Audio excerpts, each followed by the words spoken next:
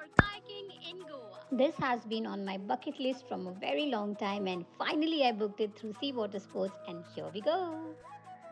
है ना, तो राइट में जाता है और अगर राइट में करोगे तो लेफ्ट में जाता है, मतलब जिस डायरेक्शन में भी करोगे ना उसके अपोजिट जाएगा। यहाँ पर पकड़ना है आपको। यहाँ पर हाँ।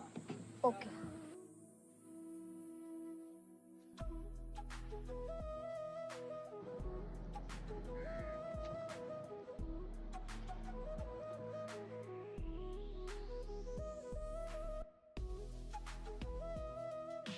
थोड़ा आर्म्स वर्कआउट हो गया, थोड़ा नहीं काफी ज्यादा, but it was so worth it.